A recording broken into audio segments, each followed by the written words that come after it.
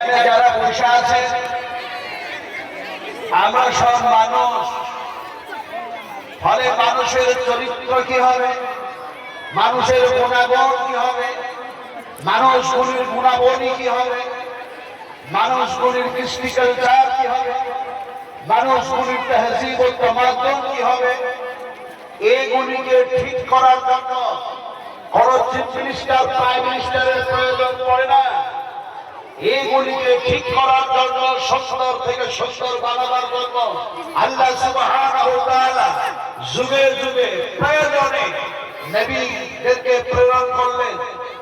আর সমস্ত কায়নাত, সমস্ত মাখলুকাতের জন্য যাকে শেষের বেলায় প্রেরণ করলেন তিনি হলেন সাইয়্যিদুল মুরসালিন জনাবে মুহাম্মদ রাসূলুল্লাহ সাল্লাল্লাহু আলাইহি ওয়াসাল্লামকে।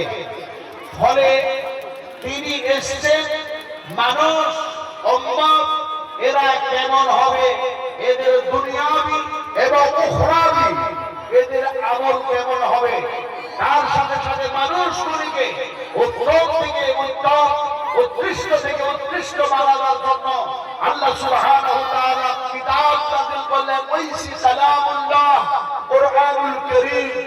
ফলে আপনাদের বলতে চাইছি, আমি অন্য রাজ্যের হলেও, আমি অন্য একটা স্টেটের মানুষ হলেও, আপনারা হচ্ছেন বেঙ্গুলি ওয়েস্ট বেঙ্গল, পশ্চিমবঙ্গের আপনারা হচ্ছেন নাগরিক, স্পষ্ট বাংলা ভাষী মানুষ।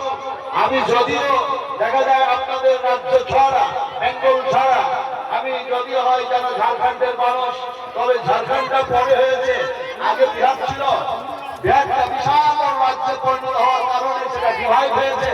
বিস্তারিত আমি ইতিহাস আলোচনা করতে যাচ্ছি না, কিন্তু আমার পরে পরে আমি তার বাপের সাথে শতবার কেন কয়েক হাজার বার জলসা করেছি, আলহামদুলিল্লাহ। বড় হেভি করে দেখে যায় হুজুর শওকত সাহেবের সাথে, তিনার ছেলে আমার পরে আসবেন ইয়াসিন সাহেব। তারপরে দেখা যায় আমাদের কাজী রাসূলুল্লাহ ভাই, তিনার ছাত্র আইজুর রহমান, সেও যেন আসবে। আর আমি নাচতে আলাম আপনাদের সামনে আজকে এত সময়, এত সুন্দর যেন একটা সময় আল্লাহ পাক আমায় নিয়ে এসেছেন। এর জন্য আল্লাহ পাকের কোটি কোটি শুকরিয়া আদায় করছি যে আমি যখন মুর্শিদাবাদে ঢুকি তখন আইজুল কেন, কাজী রাসূলুল্লাহ সাহেব কেন কেউ থাকে না, সেখানে আমার মতো হতভাগা